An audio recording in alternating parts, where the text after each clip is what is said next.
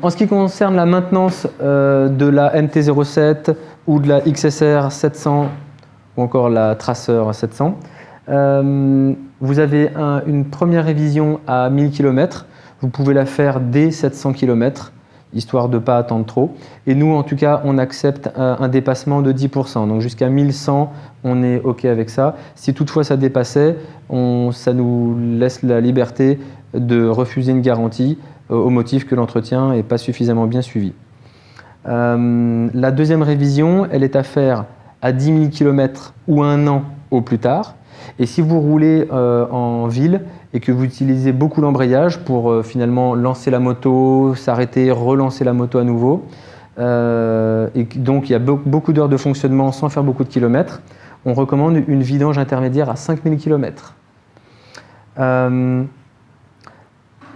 En dehors de la révision qu'on va pouvoir faire pour vous, vous avez quand même quelques contrôles à faire vous-même.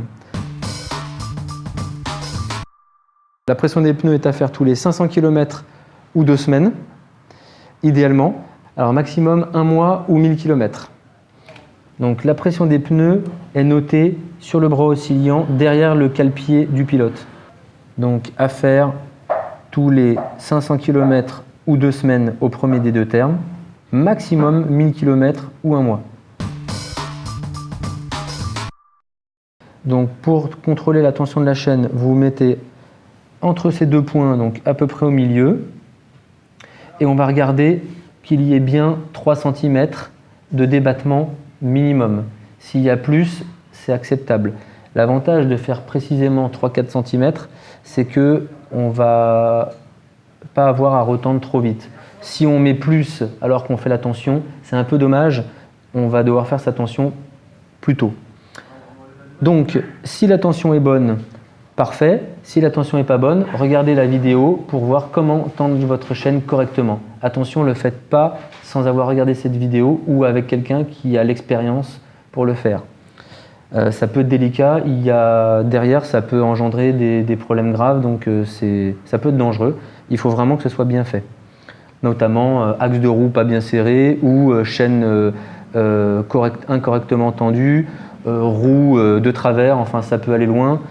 Évitez de faire ça tout seul. Regardez au moins la vidéo et si vous avez un doute, vous allez voir un professionnel. Donc, vous devez aussi regarder le graissage. Alors, en fait, le graissage se fait à peu près tous les 300 km lorsqu'il fait sec. Donc, le graissage, pareil, vous le trouverez aussi dans la vidéo de la tension de chaîne qu'on a fait. En tout cas, c'est toujours à l'intérieur et surtout ne pas en mettre sur le pneu, ça c'est bien ce qu'il faut rappeler.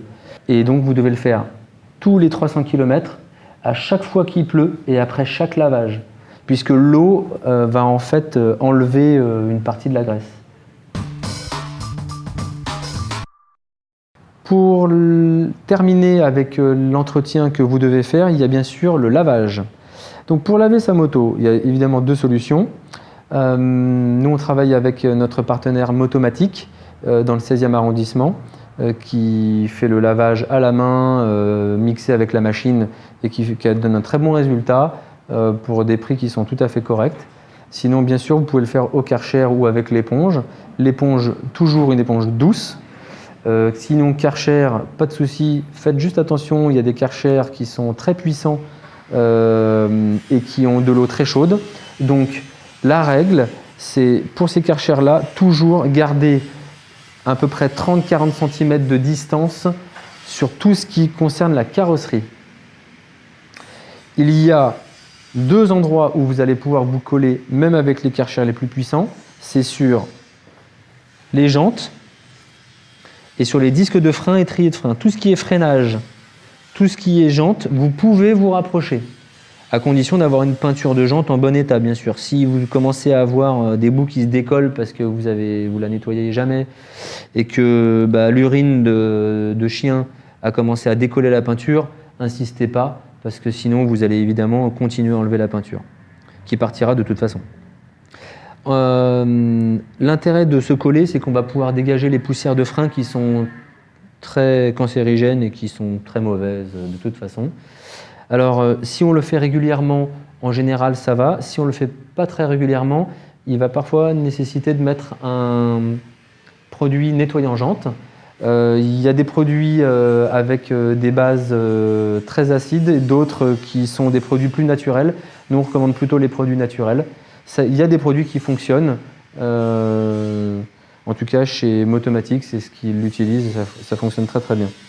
Donc on va pour ça mettre le produit sur tout ce qui est étrier, disque de frein, jante, en veillant bien à ce que tout ne soit bien froid. Si on met ces produits-là sur des pièces chaudes, il peut y avoir des réactions qui sont néfastes à la couleur en fait, des pièces. Les pièces peuvent changer de teinte, donc c'est embêtant.